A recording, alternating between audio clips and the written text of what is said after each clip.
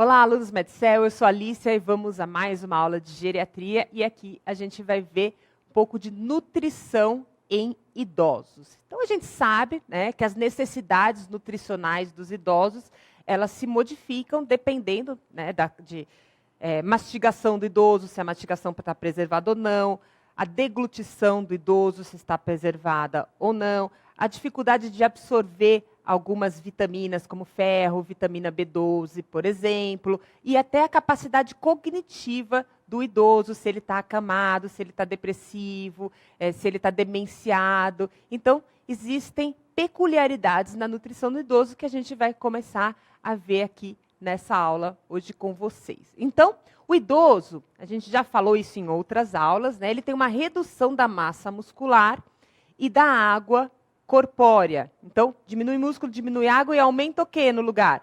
Gordura. Tá? Então, o idoso tem um ganho de tecido adiposo, substituindo a perda da massa muscular e da água. Uma redução do olfato e do paladar. Então, às vezes é difícil do idoso ter vontade de comer, porque ele não consegue sentir direito o gosto e o cheiro da comida.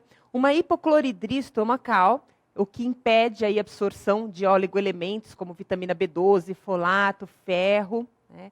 E a ingesta de água, que às vezes fica muito prejudicada no idoso, porque ele se esquece de beber água. E ele já é mais predisposto à desidratação, quando esquece de beber água, pior ainda. Então, a gente sempre tem que lembrar o idoso de tomar a água e sempre oferecer o copo de água para o idoso várias vezes por dia. Não pode deixar a cargo dele, porque ele não vai fazer.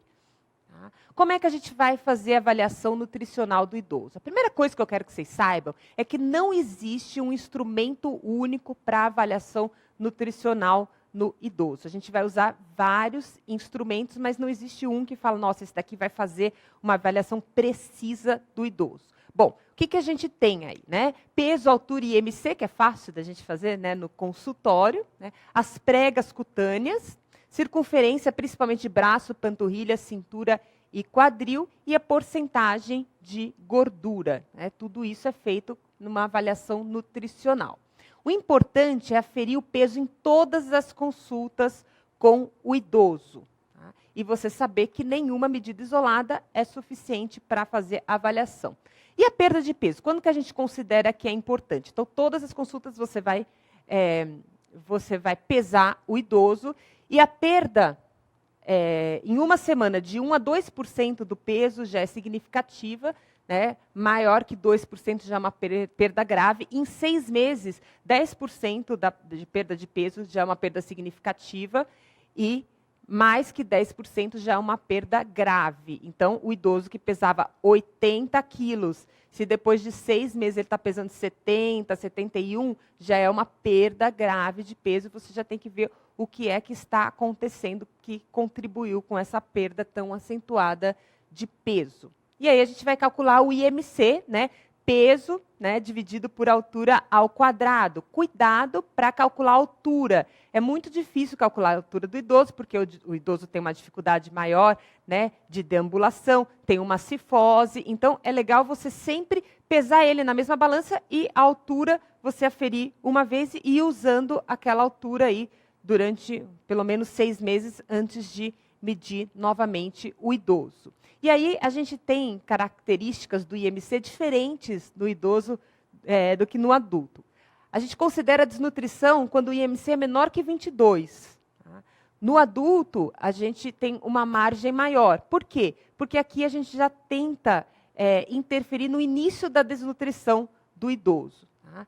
Eutrofia, o que é normal? IMC entre 22 e 27 e obesidade é maior do que 27. No adulto é maior que 25, né? Um sobrepeso seria.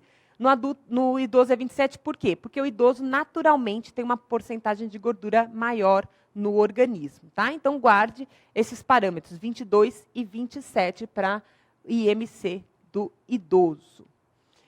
E a gente tem um instrumento, né, que é muito utilizado e cobrado também para vocês nas provas de residência, que é a mini avaliação nutricional do idoso. É uma avaliação que é feita de uma maneira rápida, ela deve ser feita uma vez por ano, e é perguntado o quê? É feita uma triagem, e dependendo dessa triagem, você vai para uma avaliação maior. Né? Nessa triagem é perguntado o quê? se teve diminuição da ingesta, né, nos últimos períodos, se teve perda de peso, se teve alteração na mobilidade, algum fator estressor, se tem algum déficit cognitivo caracterizado por demência ou depressão, e o IMC. Tá? Perguntado onde vive, polifarmácia, se tem escaras, o número de refeição que a pessoa faz por dia, a quantidade que come de leite, legumes, ovos, carne, fruta, a quantidade de líquido e como toma esse líquido, como se alimenta, e a circunferência do braço e da panturrilha. Tá? E aí a gente faz uma somatória, que vocês não precisam saber, né? E aí de 17 a 23,5, risco de desnutrição, e abaixo de 17 a gente tem mesmo um quadro de desnutrição. Essa é a mini avaliação nutricional que a gente faz no idoso. Por quê? Isso é importantíssimo, porque idoso é muito suscetível à desnutrição. 20% dos pacientes ambulatoriais estão desnutridos e 60% dos pacientes internados estão desnutridos. Se você considerar ainda os pacientes em casa de repouso, a gente tem um número maior do que 60% de desnutrição no idoso. E quais são as causas da desnutrição principais? Né? A principal causa é déficit cognitivo, idoso que está deprimido, que não tem vontade de comer, que não sente mais prazer na comida. Né? A medicação, polifarmácia, e medicações que dão diminuição na vontade do paciente comer, alteração na deglutição que você não viu, mas ele não está conseguindo mastigar, né? ou pelas características bucais ou na deglutição, não está conseguindo mastigar e deglutir o alimento. Condição socioeconômica, às vezes o idoso está lá encostado na casa, os filhos deixam lá o prato de comida do lado, uma refeição que não é balanceada, que não é uma refeição adequada, e o idoso não consegue comer direito, ou não gosta de comer sem companhia, ou não tem mesmo comida para dar, às vezes porque os filhos não dão mesmo, por maus tratos, né? Ou por achar que o idoso não precisa, ou porque a situação econômica é muito ruim. Tá? Esse isolamento de deixar... Tem muitas casas que resolvem cuidar do idoso em casa, e aí pega um quartinho, deixa o idoso lá, coloca comida, né, como se fosse um presidiário, né? Coloca a comida lá e espera o idoso comer. Se não comeu, recolhe lá o prato, vai lá, dá banho e deixa o idoso lá sem se comunicar, sem interagir. Então é importante o idoso sempre comer na mesma mesa que a família, sempre acompanhar as conversas, emitir a sua opinião. Isso ajuda muito no estado nutricional também. Tá? A dentição, que eu já falei, 75% dos nossos idosos acima de 70 anos são desdentados. A forma de preparo dos alimentos, então tem que tomar cuidado, né? Não adianta você dar para o idoso aquele bife lá inteiro. Você tem que dar uma carne mais mole, tem que cortar a carne para o idoso comer, porque senão ele vai achar difícil, não vai conseguir comer e vai deixar de lado. Tá? Problemas metabólicos, né? Alguma neoplasia ou o etilismo, né? que também predispõe muito o idoso à desnutrição, se bem que não é muito comum etilismo em idosos. Do outro lado, né, a gente tem aí a desnutrição de um lado e a gente tem do outro lado a obesidade, que também é um problema nos idosos. Problema igual é um problema em adultos. Por quê? Porque a obesidade é fator de risco para um monte de patologia e no idoso pior ainda porque compromete a mobilidade, porque você carregar 70 quilos é diferente de você carregar 250 quilos, né, naquele seu joelho, com todas as dificuldades que você já tem do envelhecimento. Tá? Então, a obesidade ela aumenta a mortalidade também por quedas, tá? Por diabetes, hipertensão e complicações dessas doenças, e por conta da gordura visceral, que é fator de risco para várias doenças crônicas. Então, o idoso obeso ele tem um declínio funcional também muito importante. E a avaliação bucal? Como é que a gente faz a avaliação bucal no idoso? Então, olha, a perda dentária ela é bem acentuada, 60% dos idosos têm perda dentária, sendo que se você considerar idoso de 70 anos ou mais, você tem 75% dos idosos sem os dentes na boca. Né? Isso compromete muito a alimentação do idoso. A gente tem a xerostomia também, por inibição parasimpática, que também compromete bastante a alimentação. E lembrar que, pela perda de água, a gente tem uma mucosa oral mais seca, um aumento da língua do idoso. Podemos ter disfunção na ATM, que também comprometem a deglutição e a mastigação. O idoso tem mais cáries, ele tem uma diminuição da sensibilidade do dente, então ele demora mais para se queixar, e aí ele vai acumulando cárie, vai acumulando tártaro nos dentes, doença periodontal, porque ele não sente a dor, e a dificuldade de mastigação. Então, lembrar que mesmo os idosos que usam prótese, eles precisam fazer consultas frequentes ao dentista, porque a prótese pode não estar bem fixada, e isso vai comprometendo a capacidade mastigatória do indivíduo. Tá?